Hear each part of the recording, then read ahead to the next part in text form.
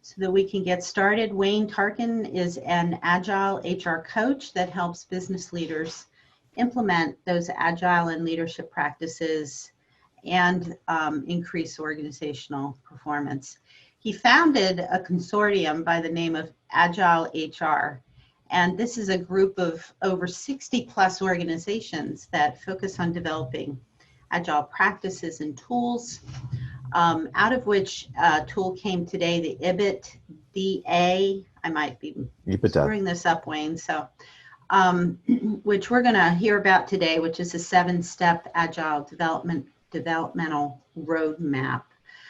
He created the Developing the Agile Leader graduate course at the University of Pennsylvania and has worked with dozens of Fortune organizations, including Comcast, Johnson & Johnson, and IBM. And he has been recognized as an outstanding speaker who holds an MBA from Temple University. So I hope you can live up to those credentials there, Wayne. I'm nervous. We're so glad to have you. Thank you so much. And at this point, I will turn it over to you. Okay, cool. Good morning, everyone. Let me try to share my screen here. It's always a challenge with so many screens open here. So let's see. Okay, everybody see that okay? Yep. Okay. Just a couple of things. I've been having some sporadic issues with Comcast. Imagine that. And so if you start to see me like stand like this and not move, it's not because I'm paralyzed, it's because there might be a timeout. So don't get alarmed. I'll be back in hopefully a second or two, but I just wanted to happen yesterday. And I'd like you to spend some time and in the chat. I'd like you to think about what's the biggest project you have on the horizon. As you think about the next several months, what project initiative you really have to focus on. And if we have some time, I'd like to actually run through that and show you how some of the methodology works. Okay, if you take a moment to do that. So Tricia, we have until 12 noon, I think, for this. We said 3 hours for this program, right? Did I get that right? No? Okay. No, we'll take 3 hours. We'll hopefully be done within an hour. I want to leave time for Q&A. So what is Agile HR? It's a big mystery. You've heard about Agile and IT, and is it the same thing or different? And the answer is no. It's a little bit takes some of the principles from the IT Agile, adds some leadership, and creates kind of a lighter version that we can use in HR. Is anybody, show of hands, familiar with Agile HR, done anything with it in their organizations? No? Okay. That's pretty common. I think, there's still a mystery around it. It's been slow to be adopted by HR, but I think, nowadays we're facing so many challenges as HR leaders. COVID-19, racial inequalities, remote working. That my sense is that HR leaders are looking for better ways to handle things, and I'm going to try to present to you how I think Agile can help. Agile is a different way of working that has an element of leadership to really make it successful. So let's talk about the things that everybody loves, those meetings. Now, of course, not this meeting, because everybody loves this meeting, but your typical meetings in your organizations, it could be a staff meeting, could be a planning meeting, the multi-hour sessions that go round and round, that not much gets done, and the only thing that changes is the due dates on the deadlines for things. It's very frustrating. And has anybody had a meeting and survived? I mean, they're pretty painful at times. And so one of the areas we're going to talk about is the impact of Agile on meetings and how it can really make an impact and change things. Okay. Okay. So poll 1. Trish, if you would put it up there, if you could just load it. How would you describe your feelings about the meetings you attend? Is it can't wait to go, highly productive, necessary evil, not worth the time, or almost as painful as root canal? Take a few minutes and answer that if we could. Votes are coming in, Wayne, just so you know. I know you can't see it, but they are coming in, so we'll share the results in just a moment. We're not voting by mail here, so there won't be any glitches.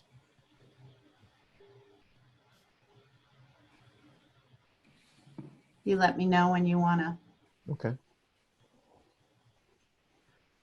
I think it's kind of slowed down, so I think Yeah. probably everybody's Okay. weighed in. Yeah, I can end the polling. Let's take a look. Okay. All right. So just what I suspected, what I've seen. It's kind of necessary. Can people see the that screen with the results? Yes. Okay. This is a challenge in many organizations. In some ways, the more we meet, the less we get done. It becomes a challenge. And so we're going to talk about how Agile is a way of fixing that. Okay, moving right along. So we live in interesting times.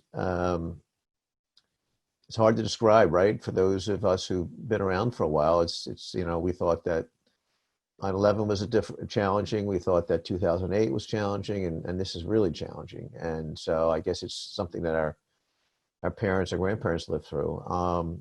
People very unsettled, people unsure of themselves, people going crazy.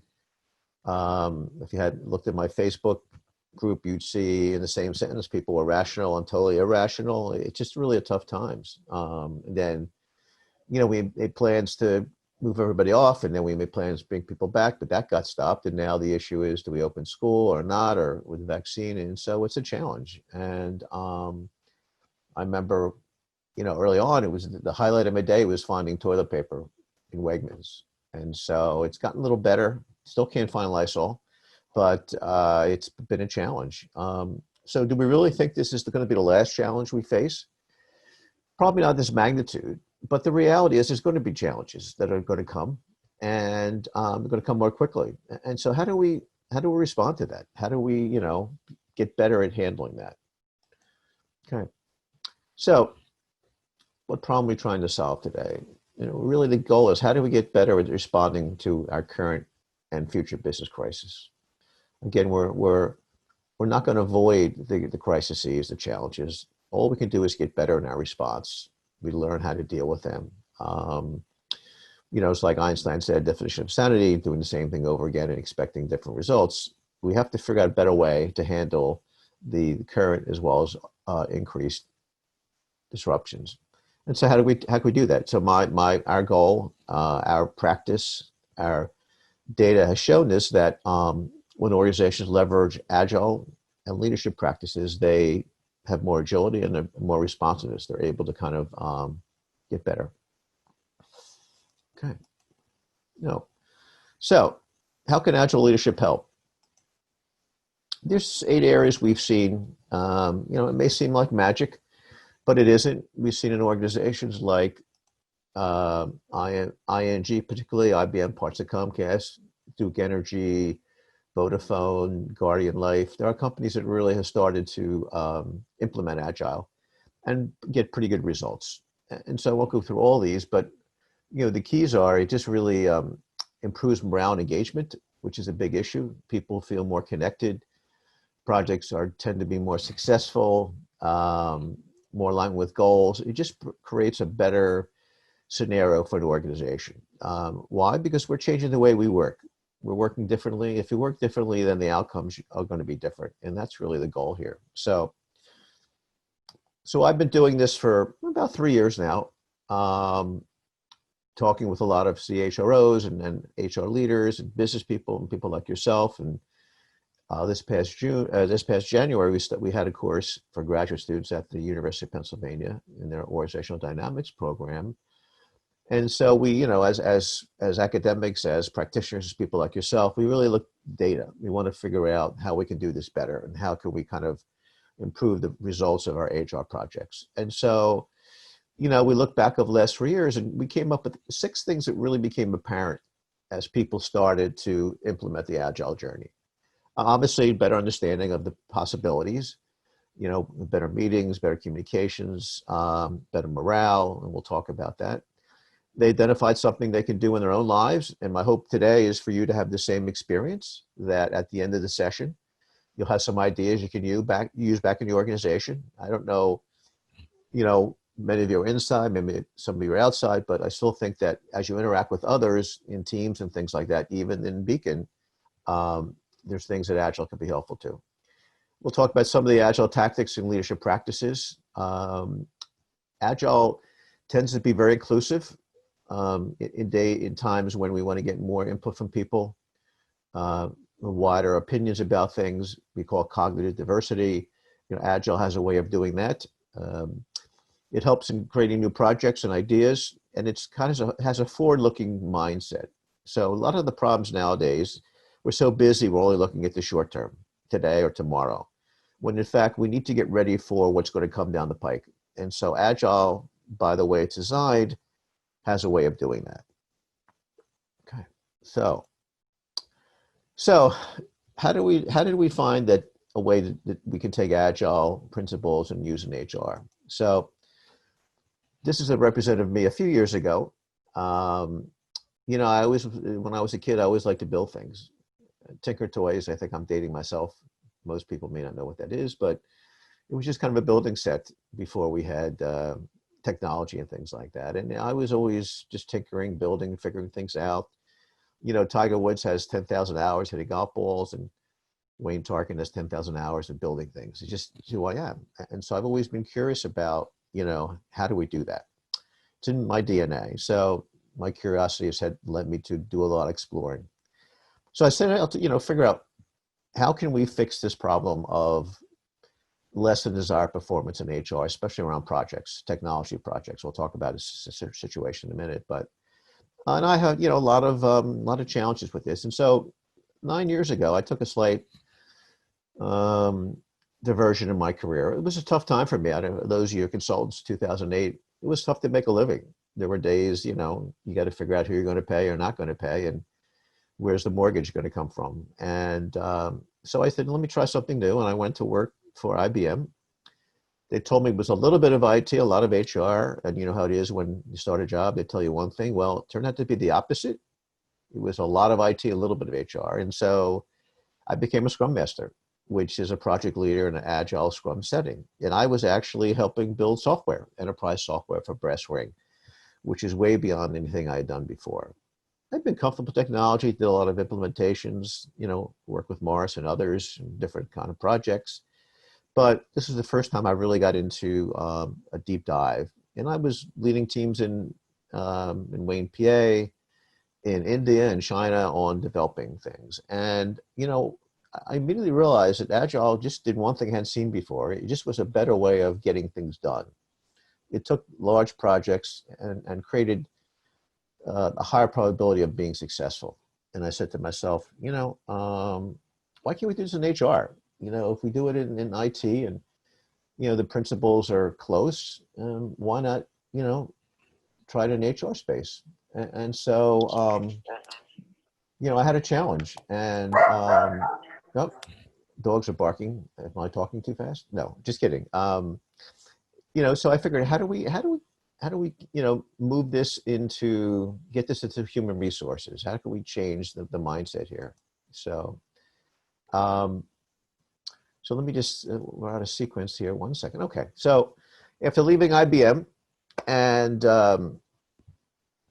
I became a CHRO at a couple companies, one in Philadelphia and one actually working with in Arizona. And, I combined my CHRO role, mindset, Scrum Master experience, faculty member at Penn and Temple, and talked with about 70 plus HR leaders and trying to figure out how can we evangelize this? How can we get people to be comfortable with these concepts? Because again, the perception is IT, Agile's for IT, not HR. And so, I had these theories. I would go out, I did all these acronyms. I built a house of Agile, and my typical response would be people kind of rolling their eyes and they would kind of glaze over. And I realized that I needed a better metaphor.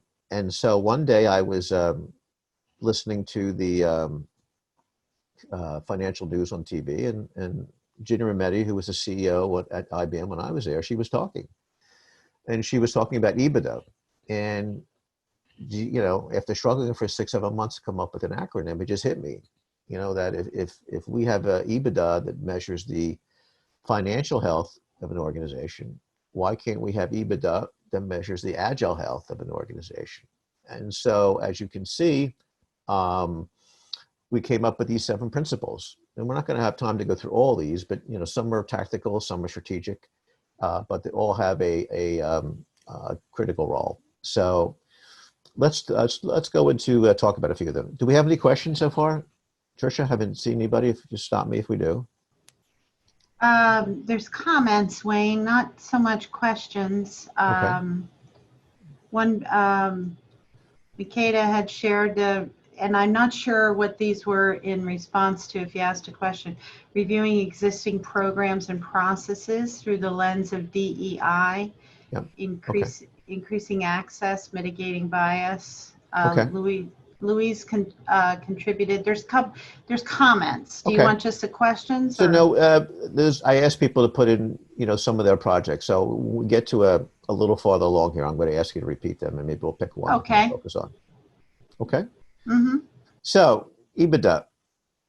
The first is experimentation. I don't know if you realize it, but you guys have just lived through a massive experimentation. We took everybody that was working in office and threw them out of the office, put them back home in less than a month. Now, normally, most organizations, this would have taken 6 months to a year to do, but we did it in less than a month. So congratulations.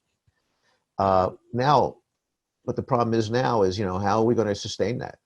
Are we going to bring people back? Are we going to people leave out there? And what about our performance management systems? What about how we incentivize people?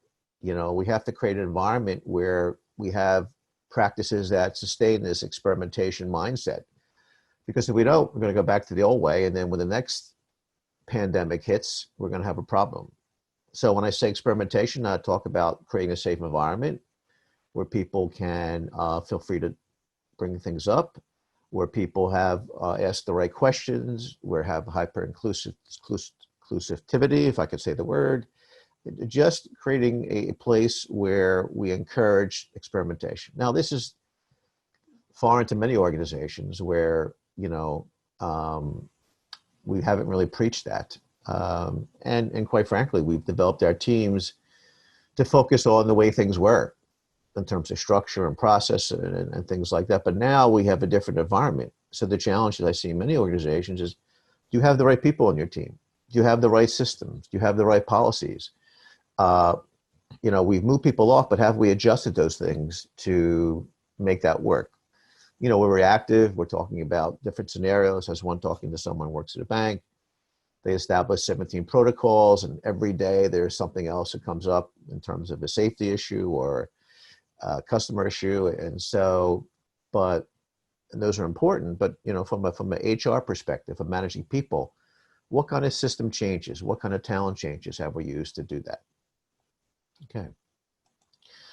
The second piece, and this is the most important tenet, and if you take anything away from this, this is the most critical, is breaking down. Agile has a way of breaking everything down into smaller pieces. It could be a workday implementation, it could be a applicant tracking, it could be a salary program, it could be documentation, projects, the way you communicate it. It's basically the foundation.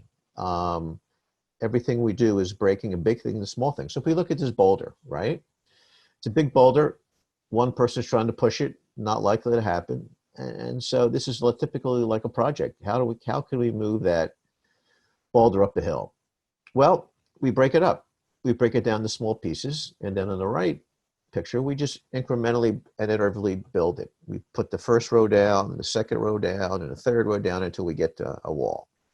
And that's how we move up the hill. That's how we do projects. We don't look at the whole big enchilada. We break it into smaller pieces that we can incrementally improve. Now, let's say we were building this wall on the right, and halfway through a key person left, or the project got out of money or delayed. We still have a wall. We have a wall, but it would still have some function.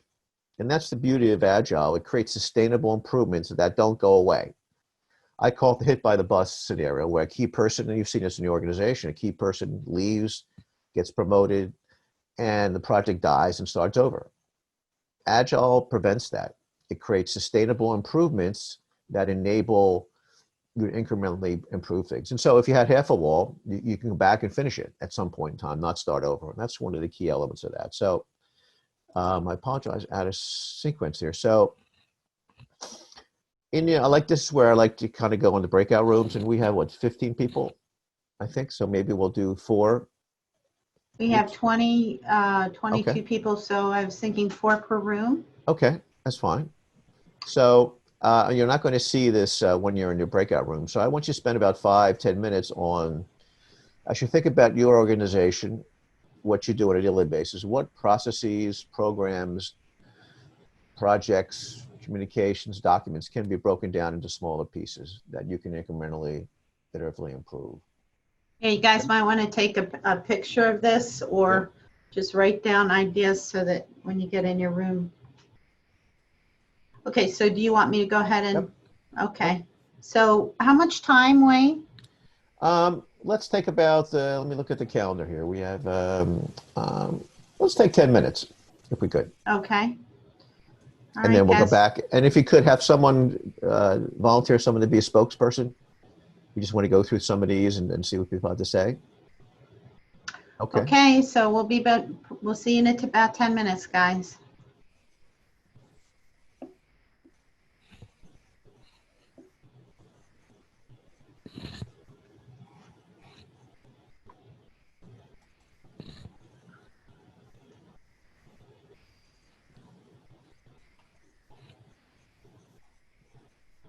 All right, so I'm seeing them. We're going in. Yep. Yeah. Cool. They have to accept to go in. Now, is Zoe still with us? Let's see. Yeah, she is. She went into a room. I got to figure out how to do the timer. Mm-hmm. No, We'll just watch it. Well, yeah, it'd be 8:40, and then we'll give them a minute warning, and then we'll bring them back. It's a pretty neat system that does that. I meant to say I'm going to pause the recording during this part because it's just going to record, this. And start the recording back up again, please. Thanks. Wayne, I would comment from our breakout room, not only do we survive, I think as the 3 of us thrived, it was a great conversation. That's great. Well, obviously you didn't do much talking then, right, Jerry? You're absolutely correct, buddy. I could say that because we're all friends. Good to know you for 20 years, Wayne. Yeah, it's a Chuck Poland sarcastic comment that I've learned from the master, so.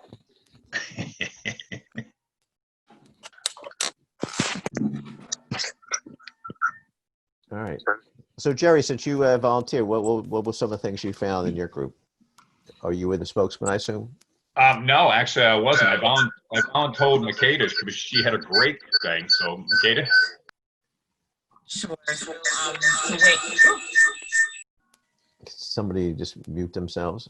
Okay. Hopefully, am I coming through better now? Yeah, go ahead, Makeda. Awesome. So we had a few areas that we saw that there could be opportunities in terms of iterative improvements, and I will share the first 2 from my colleagues. One, looking at project execution. We're doing that differently with our business strategies, pivoting, It's an opportunity, I think, looking at where there could be improvement in shifting to the current world and working through economic downturn. We talked about productivity, what that looks like for ourselves could be an area in this new world, and as well thinking about sales, so converting prospects to clients in a virtual environment, that could be an opportunity as well.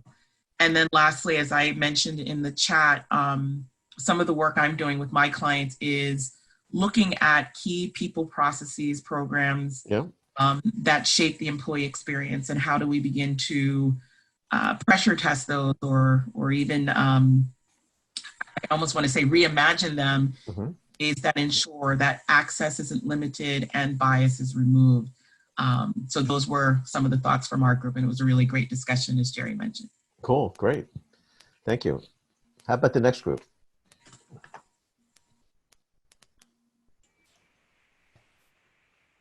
I can go for our group. I don't know which group was the next group. Just, it's all right. You don't have names for them, so we'll just go ahead. So this is Janine, and my group was Mark Estep, Luis Vieira, and Jane Gober. We talked about we basically shared our projects, but we got most interested in Luis's work because he's working on a COVID-related application that's like a nasal and throat application that kind of, the way he described it, I was thinking, oh, it's sort of like a coating that's almost like a face mask that you can, kind of, and it's having all kinds of tests and showing a lot of efficacy in helping people not get it or even recover. So we spent most of the time talking about that because it was so fascinating, and also because it has many steps that are applicable to this situation of him working on telling people and, kind of moving through all the processes to understand what it is and try to bring it to market. Okay, cool. Thank you. I would say Cindy Porter and Abby Poston. Sorry if I miss. Why don't you guys share? Cindy or Abby or Bob? Can you guys hear? Is somebody on mute? They may have. Yeah, we can hear. Okay. Cindy talked about a situation where her business is going through numerous process changes. That's my definition, maybe not hers. And she's in the HR side of the business. And currently, basically, I think they're trying to understand business problem associated with turnover. And they have a very dynamic product, may have been recently acquired by a new business, and just recently acquired a CFO, and they're trying to establish culture. But she was looking at ways that we might break that down through using Agile as a way to get the culture established in this particular entity. And I think that Zoe was also a member of our group, and Zoe talked about the stress associated with planning events, I guess, for Beacon, and how it takes such an exasperation of energy to put the plans together. There's not any time available, or the energy is zapped when it comes time for implementation. I spoke about just putting together an annual report from a financial perspective, because that's what I do, and about all the components that have to be evaluated in that process as we move forward, and how if we break that down, we meet our schedules on time with reasonable cost. So I think that's my summary. If anybody else wants to participate and share more, I would appreciate it. Well captured. Okay. Did we get Thanks, Savvy. Yeah, how about Mike Chalman and Susan Brunsfold? Yeah, good morning. This is Mike. So I was with Susan and Irvin. We had a nice conversation. We probably could have used a few more minutes as we got going, probably like the other groups. But I spoke from the perspective of what I'm doing right now. I'm in transition. So, the big boulder that I need to move every day is getting the next job, which is an impossible boulder to move up a hill. So, that whole transition process and how you align yourself and get all the parts ready, is a great example, I think, of the type of work that I need to do. Although I'm currently, maybe not even, I was going to say I'm a team of one, but I'm not really a team of one, because part of what I'm doing is engaging other people in my network to help do some of the tasks and help me to break things down. So we had a really interesting conversation about how some of the Agile principles are, very much in alignment, at least philosophically, with project management, and maybe the difference being that when you're managing a project, it's definitely a time-boxed, sort of almost a one-time event, or waterfall. Single event versus sort of like Agile to me is more like, and I think Susan and Irvin agreed, is more like how the project is running the business. The project is leading the team. It's got a strategic length to it that a typical project doesn't, but still a lot of the principles are the same. So a couple of the questions, Wayne, that we'll just mention that we were hoping we will hear about as we go further along is how you measure the success of sort of the Agile process, and how can you tell if it's working. And Irvin made a really interesting comment right at the very end as we were talking about the first survey that we took about meetings. in his line of work, he's leading an organization, a small company that does wealth management. And he talked about the fact that his Zoom meetings and his face-to-face meetings with clients are always productive and they're always sort of energized.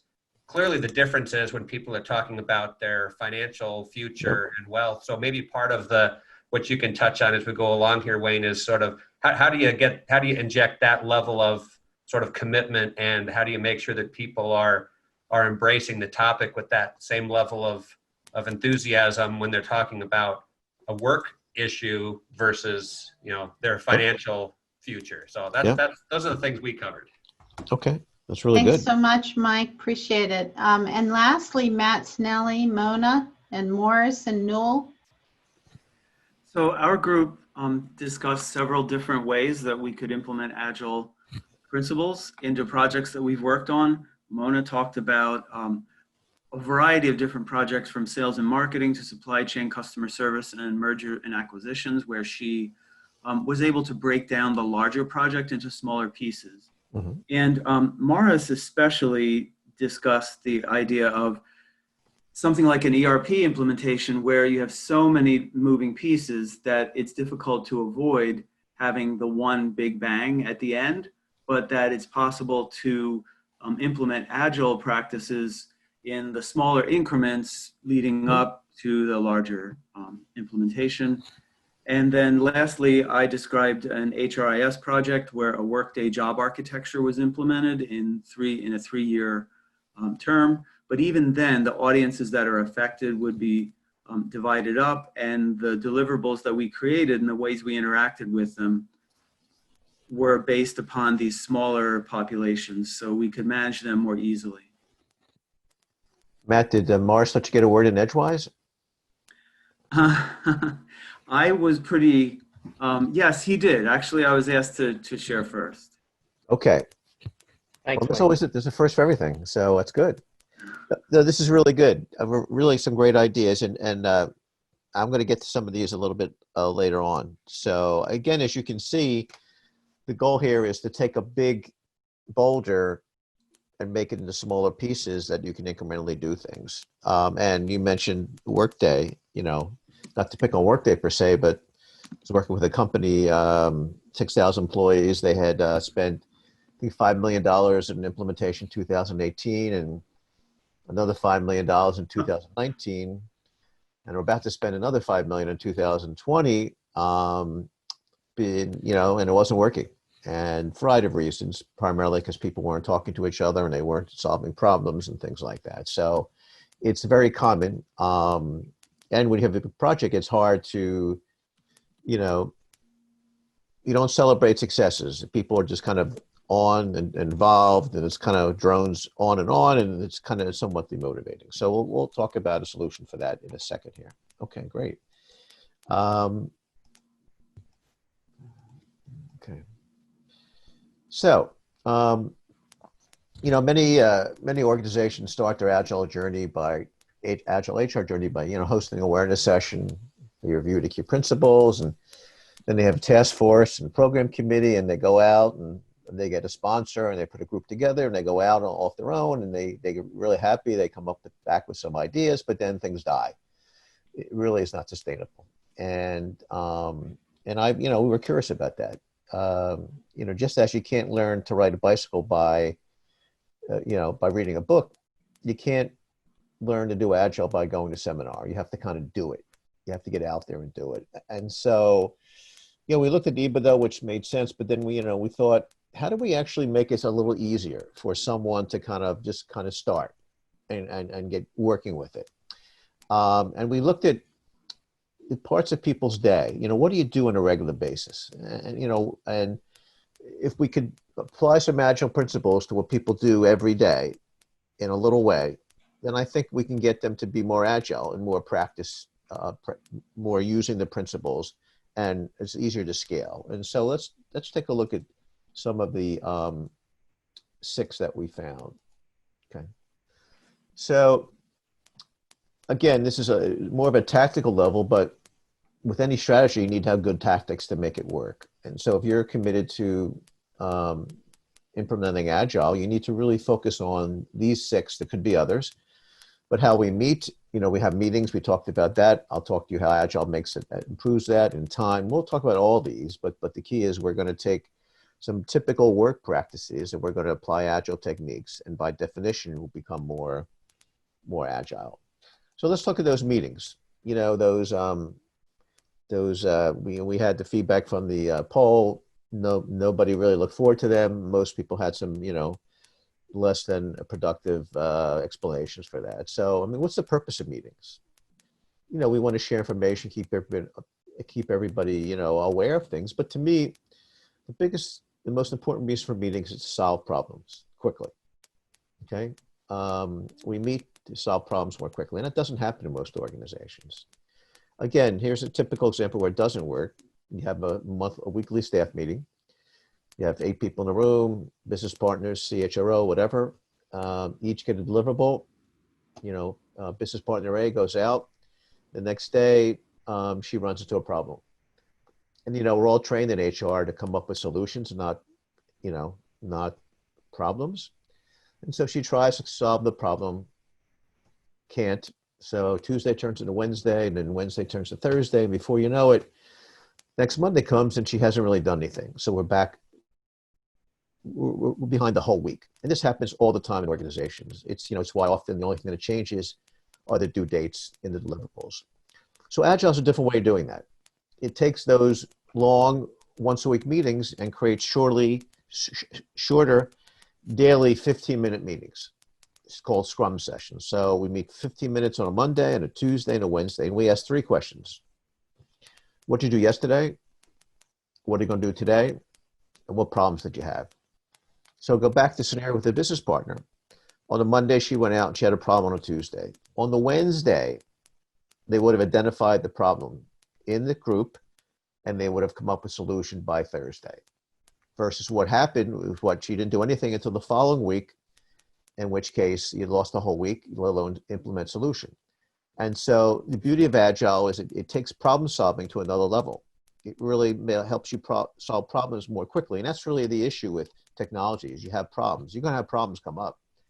The issue is how fast you deal with them. And if you do a little bit every day, you're going to improve the way you solve problems. And that's one of the biggest areas I think impact on Agile is the way we meet. The more you meet, typically, the less you do. And so if we can have those shorter stand-up meetings where we identify problems in a day and then we solve them the next day, that makes more sense. So that would be practice number 1. And imagine what your life would be if you had more productive meetings where things got done and it would be a whole different experience for many of us. Okay. Let's, time for another poll question. Tricia, on a scale of 1 to 5, if you could pull up I want you to rank, we spend a lot of time on PowerPoint presentations, decks, and, I spent my own hours and hours and you guys hours and hours, but what's the likelihood they are effective? What's the likelihood to get read by senior people? Take a minute to go through that. I'd like to get your feedback on that.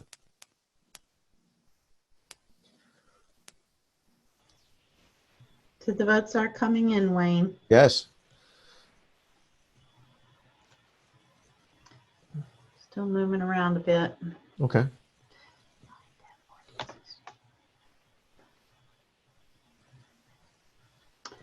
Okay, I think everybody's probably weighed in, so. Yep. Okay. Does everybody see that? Mm-hmm. So again, not a great situation. Most are, the biggest one is rarely, but if you include sometimes, rarely, never, that's by far, what's that, 60, almost, 80%, 85% of aren't effective. And that's another piece of Agile. Agile is not big on documentation. It's big on communications. And so if you could stop that. Okay, close that. Okay, so we've talked about how you break down meetings. Let's talk about how we break down communications. Here's a quote I found very interesting by the executive. I'm very overwhelmed with information. people are consumed with preparing these long presentations that I have no time to read. I'll promote the next person who gives me a one-pager that contains all the information I need. I mean, this happens all the time. You spend a lot of time on this deck. You really think it covers all the key points. You present it to people, and then it doesn't go anywhere. Not because the person may not be interested, but they've already had 3 other meetings where the same thing happened, where someone gave me a 60 or 40 or 30-page deck that they had to go through. And then you came with another one they had to go through. And they're trying to remember what happened 2 meetings ago. And here you go with another. So Agile, again, is breaking down these long presentations into one-pagers. If you look on the sheet, you'll see on the left, there's a resume. Now, what's the purpose of a resume? It's a marketing tool that's easy to skim, right? People don't read things, they skim. And you should be able to see the key points pretty quickly. So if a person spends 30 seconds looking at the resume, they're likely to get a lot of good information. So we suggest that we create a one-pager in terms of things you do. Just like a resume, but with a highlighted information that someone can skim. It's just a better way to do that. Now, you may want to have a collateral material in the back end if you have more time with the individual, but we just got to really shrink our communications down into 1 or 2 pages. It's just harder for people to deal with that. Okay. So now this is a pretty, there's a lot here on this chart. We won't go through them all, but if let's, and so, you know, again, we're taking a big project, we're developing into focus areas, then minimal viable products, and then user stories and tests, and then we do sprints to kind of build. That's the model. But if we take some of the, Cindy talked about culture. Cindy, are you still there? I am. Okay. So how would you define culture? What would be the elements of culture? To put you on the spot here. Yeah, no, that's fine. I think for me, particularly in this current scenario, as I mentioned, a lot of this got started from, you know, we have a turnover issue. Yep. Way too many people leaving, and we're in a very competitive field.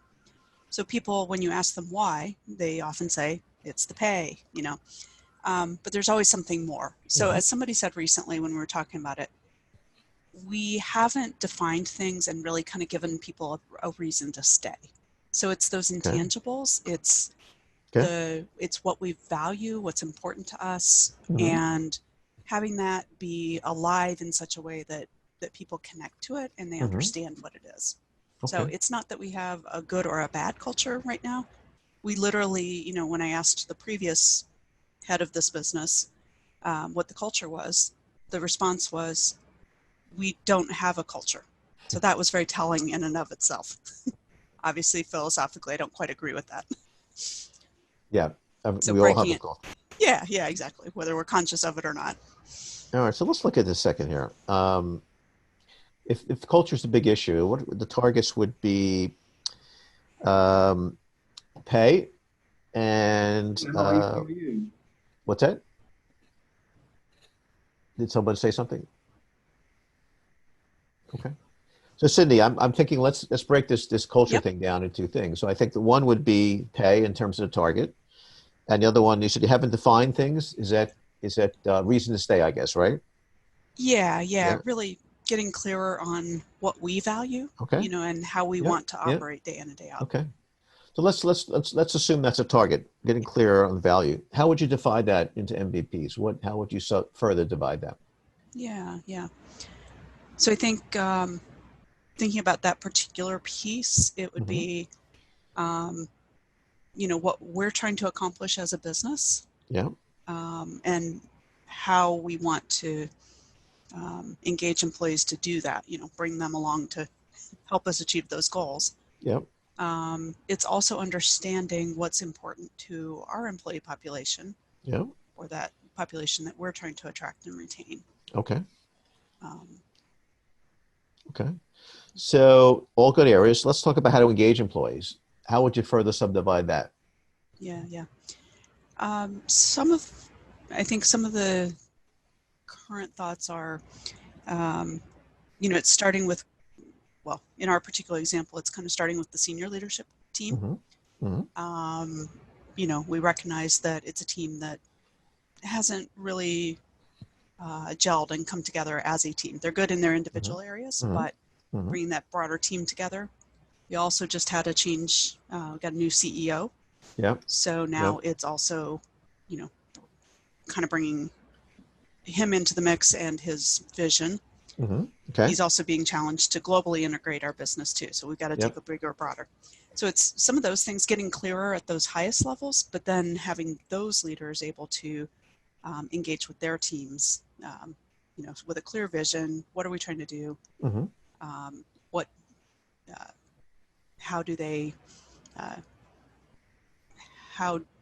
what role, helping employees understand what role they play, that sense of purpose and mission.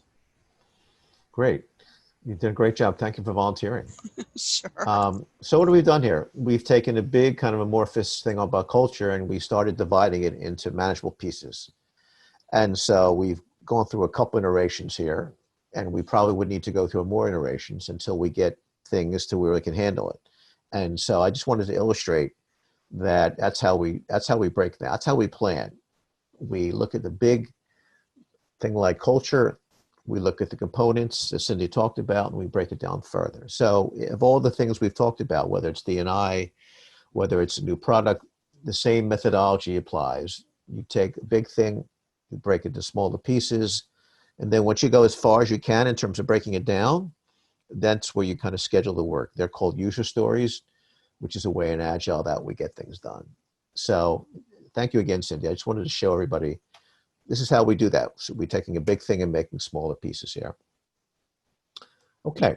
So we have these smaller pieces, and so how do we schedule the work? And so one of the challenges with time, and I created this kind of phrase here, not like Moore's law, I guess, but Tarken's law, that the longer it takes to get something done, the less likely the customer is going to be satisfied. I've just seen this so many times that it drags on and on and on. Things change. I mean, think about a project that you planned on March 1st. By March 15th, it was obsolete, right? And so we don't have a whole lot of time. And the typical waterfall process, goes months and months and months until we kind of deliver something. The problem is, it's demotivating because it drags on without any successes. People aren't recognized. People don't see where the end in sight. Whereas Agile, if we took Sydney's example, we broke it down to small pieces, we would do incremental improvements every 2 to 3 weeks in a time period. It's called a sprint. Some companies do 2 weeks, some 3. I wouldn't recommend any more than that, but it's a block of time where you commit to doing a certain amount of the product. And when we get to the end, you celebrate. You created they call a shippable, a sustainable product that people can use. And so I remember when I was on Scrum teams, we had pizza celebrations, we went out to drinking. I mean, it was just a nice way to, even though we didn't finish the entire project, we created a small piece that was sustainable and people could use. And so we have to just manage time better. We can't let things go on and on and on. We really have to focus on 2 to 3 week blocks of time where we commit to doing a certain amount of work. And then we do that for one sprint, we build upon it. And the next sprint, we do a little more work and then a little more work. And so that's a better way to manage time than I think most organizations are doing. People just feel a sense of pride. If they 2 to 3 weeks, you have finish something, you present it to senior leadership, they applaud or they give you feedback. I mean, it's just more motivating. You have more examples of things you're doing and recognition, which is really important to people, especially in a long project. Okay. We believe that people have a fair number of hidden assets that they don't use. If you look at the iceberg, and all of us, if we were to look at our regular assets and hidden assets that we use in the job, we would find there's a lot more below the surface. And, example I have is working with a client in a large software technology, human capital technology system. And she was trying to close this customer in India and having a hard time. And in the conversation, she realized that this person was a yogi, which I guess is someone who's kind of a guru in the yoga, art of yogi. She didn't realize she had 2 people on her team who practice yoga on a regular basis. And so what she did, she kind of connected them together and was able to seal the deal. So it wasn't the roles they had, it wasn't the, the project, it was their hidden assets. The fact that they were involved in yoga and the client had interest in that, it worked out well. And so what we recommend is, as you think about the people in your team, are using all their assets? Are there hidden assets you're not using? And you find this out by hobbies and their family and lots of situations. If you really listen, people are going to be bringing these things to the surface. And so it's really important, especially as things have changed so much. And we have to look at our teams and capabilities. We need to get more from people, and we need to bring out some of their hidden assets. Okay. How we organize teams. So on the picture on the left, this is a typical team. We have a leader, and then they have people that report to him. Agile looks at it differently. They called a term called servant leader, which, is, we think of more of a shared leadership. The leader shares the leadership responsibility with the team, right? And team self-organizing. It's not ad hoc. It's not do whatever they want to do. They're focused on organizing around a certain principle that is helpful. And so self-organized teams have been around for a long time, TQM, ISO, things like that. But I think Agile has certain practices that really encourage that. Typically, you should put an Agile team together. You'll bring people from different backgrounds. You'll have more what we call cognitive diversity to help things get done. Okay. So the easy part was this group on the left. We moved everybody out of the office to home. The plane left the station, left the airport. And now we got to bring everybody back. And so how are we going to do that? Or if we're ever going to bring people back? The challenge is, what are you going to do differently today versus you did before? And what are you going to do differently in the future? And one of the benefits that we see of Agile and the practices we talked about is that it's just a different way of working that helps get better results. You're breaking down big amorphous things into smaller concrete projects and user stories and things that can get done. You're having better meetings. You're communicating better. And all these by themselves, assuming you had better meetings, you would exponentially improve the performance of your team or your organization, let alone writing or meeting or hidden talents. So just the last things in terms of key learnings. Agile HR is not IT. It's key practices from Agile that have been adopted for HR. It's just a proven way to get better sustainable results in less time. The key is to break things, all things down to small pieces. That's really critical. We talked about that. You guys did a great job in terms of the exercise. We believe that we have to look at some of the tactics. We have to look at the daily way we work, because you're not going to get people to change with a massive change program. Talking about this, communications, how you're really going to change is by getting people to work differently every day. And as you get comfortable working differently every day, that's how you scale Agile. You're not going to get it perfect. I've often heard people say, well, we have to do this and that. And, it's better to get started. What you did with the experimentation is we kind of threw everybody from the office to home. We took a ready, fire, aim approach, and now we're fixing it. Agile's the same way, especially when you have an environment where there's experimentation. Okay, you're able to try something, and people nowadays, they're comfortable with that. They're more comfortable. They realize you're not going to get it perfect. They're not expecting perfection. They're expecting that you try and keep them informed. And so the key is to get started. So if you're thinking about doing things differently, there's some key principles that we could apply here. Okay. Trish, so I see that we have some more chat questions here. We do. Okay. Just one comment. One person commented that they really liked the way that you were tying the model to the reality in regards to conversation you just had with Cindy. But one question came in is, whose job is it to bring the breakdown stuff back to the big project, to keep it all together? Mm-hmm. Well, if we look at an Agile team, it usually is 8 to 10 people. There's certain roles. I think someone asked about Scrum Master. So one of the challenges in an HR function is that people aren't always full-time dedicated to this agile work. Whereas in IT, all the people are doing this full-time. So it becomes a challenge. So, so the person could have other responsibilities that they're working on. So, you know, if you have a large organization, let's say a Workday project, you may have several hundred agile teams working on different pieces of it. I think ING, when they revamped their organization, they had about 1,000 teams working on it, and they called squads, and they divide the squads into tribes. And so if you're looking at it like a Workday as an example, you know, there's the data integration, there's the reporting integration, there's the, you know, user interface, there's different segments that you would take the Workday and break it down into different target areas, and then establish MVPs, and then have agile teams.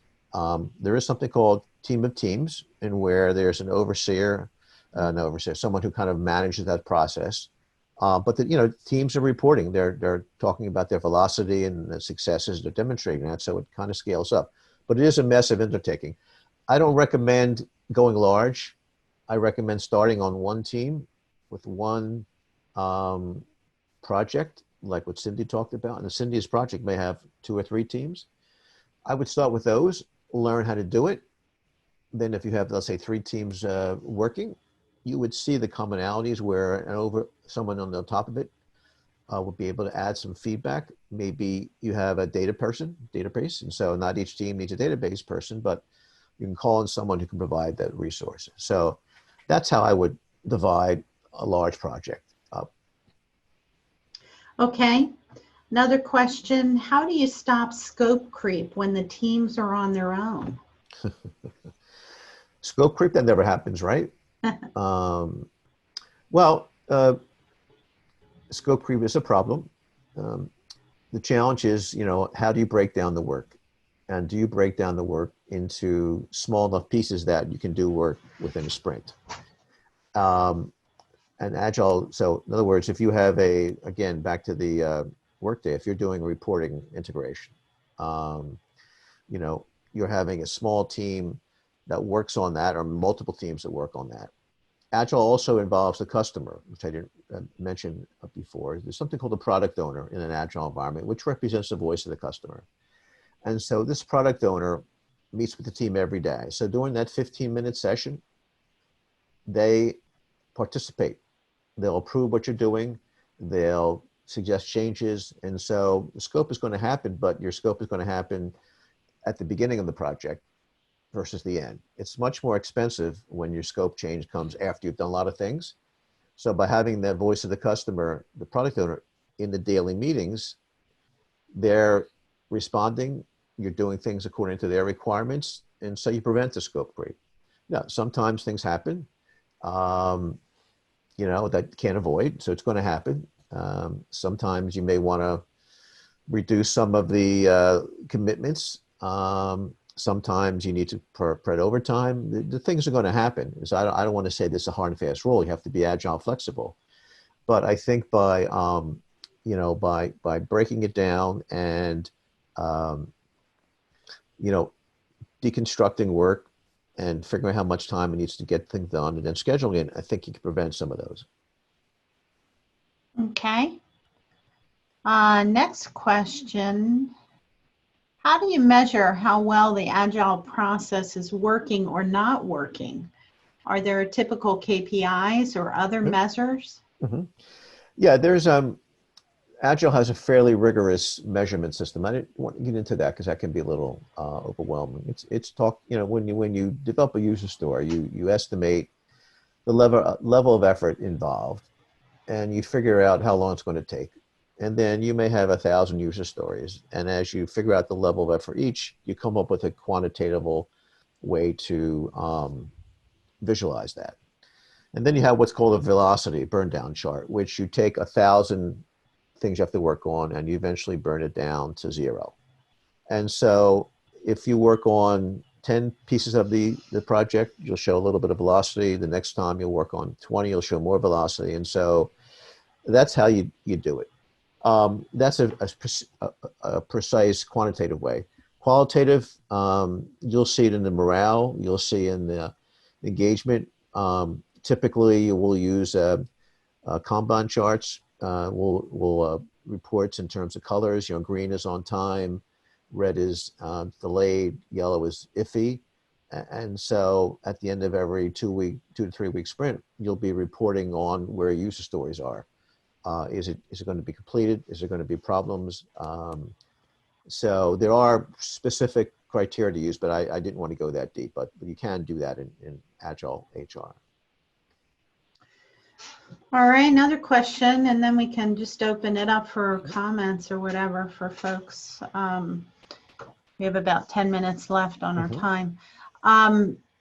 This is from your good buddy Jerry here, so I'm just read what he wrote. I'm not good sure. Buddy. Well, okay, buddy maybe. I don't know. Just kidding. Thoughts on COVID and Agile? Does the Zoom world make Agile more applicable? There's a couple of other questions, but I'll just stop there. Okay. Does the Zoom world make Agile more applicable? Yes, I think, the Zoom world is a little bit challenging. The worst you can do doing a Zoom world is to have long meetings. We're going to talk for an hour and a half. That's a long meeting. Anything beyond that is going to be challenging. And so I think that what I would do is you would have, and I've heard stories of people, hours and hours of scheduled meetings on Zoom. Well, that's people are going to go crazy. People just can't be sitting there. They need to get the work done. And so, the nice thing about Zoom versus a phone call is you see people. You can see, what they're saying, what they're doing. Most communication is, nonverbal. And so you can see some of that. You can schedule breakout sessions. So you can do your daily scrums, 15-minute sessions. You go around the room. You can do your planning sessions. So I think that Agile does lend itself very well. And primarily, we're not all in the office anymore. We're going to, we're going to be remote for maybe forever. And so we need to get better at using this tool to kind of do that. And so I think Zoom is very complementary to Agile. So I'll just open it up for other questions and comments at this point. Feel free to dive in. Anybody? I think someone had mentioned before about, I think using the wealth management plan level of commitment to work issues. I guess when you're talking about financial health and wealth, that's a Maslow thing. People really find that important, but it's harder in a technology project. But again, in Agile environment, you're engaging everybody. Everybody's got a piece of things to do. Every day they're accountable. They see they see progress. They see things getting better. Assuming you've identified the right people on the team. So you're not going to perhaps get the same commitment that you would for financial analysis. But if people are committed to a goal and they see progress, they're going to be much more engaged than if they didn't see progress and didn't see any milestones achieved. And so I think I've seen that in my Agile teams, is people really committed to succeeding something. They'll work overtime to get it done. You have a 2 to 3 week block of time that you have to get something done. And so once you achieve that, I think you'd be pretty motivated. Wayne, This is Irvin Schorsch. I was the one that had the question on wealth management.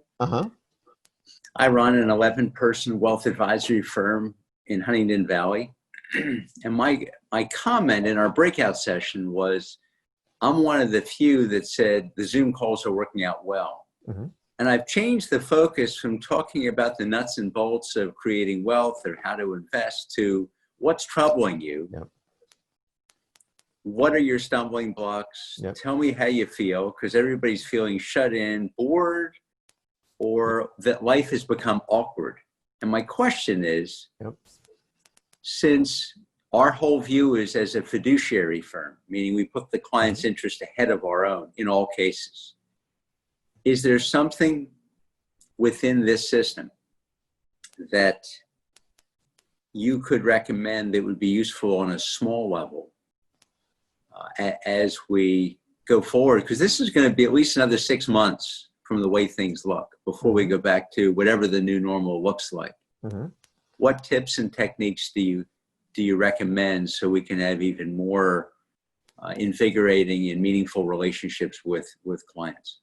So typically these are a one-to-one sessions? I'm going to say typically on our end, there's 3 or 4 people, and on their end, there's typically 2, a husband and wife. Okay. Or life partners or something like that, where we're dealing with 2 different personalities, not just one. Yep. Well, I know you're in a very competitive industry, and so I think you're going to be successful by the relationships you build with people, right? And so I think you're right to focus on the personal side. So what I might do is, again, from a Zoom perspective, I might have some polls like I did, about meetings or kids or something along those lines. You get people to kind of, focused on funny things, things that kind of engage them. If I'm thinking about Agile for my clients, stocks, annuities, whatever, it's overwhelming. So I might start with your plans and break it down into more manageable pieces and say, let's talk, and you may already do this, here's your kids, here's your retirement, here's your health. And let's go down each session. We're talking about different pieces of it rather than throwing it at everybody at once, right? You're kind of deconstructing your offering and what people can get into smaller components that they can get a handle around. And so maybe you pick something that you think someone is more attuned to. It could be their college education for kids, could be retirement, and then you focus on that. I think, when it comes to financial planning, people tend to be overwhelmed. It's a scary situation. And so I think, again, using Zoom to engage the audience, using Agile to kind of break it down, I think makes the most sense. Thank you. I appreciate it, Wayne. No problem.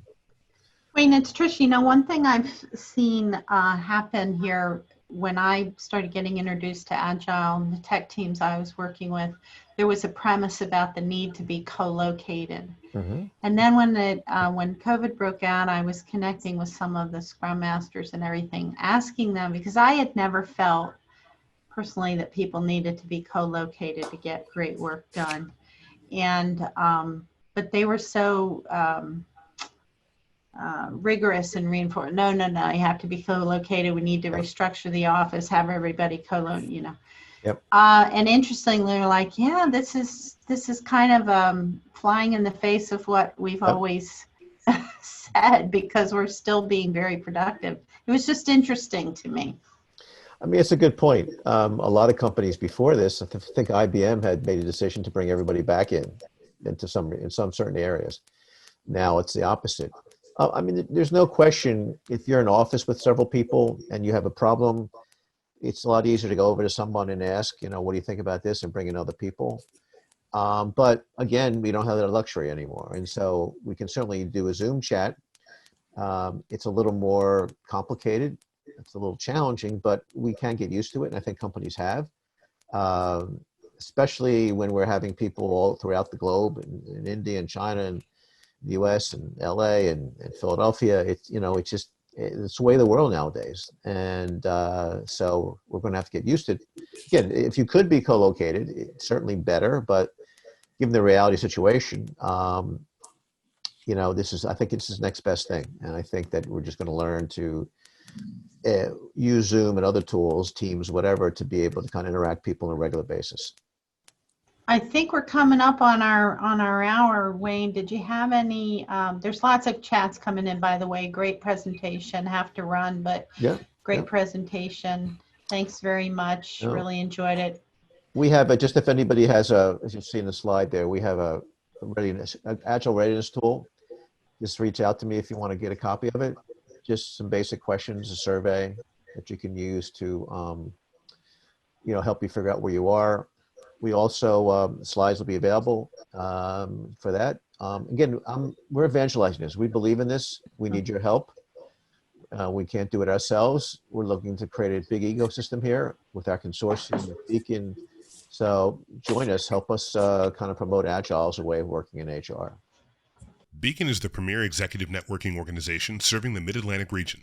To learn more, go to beaconforlife.org.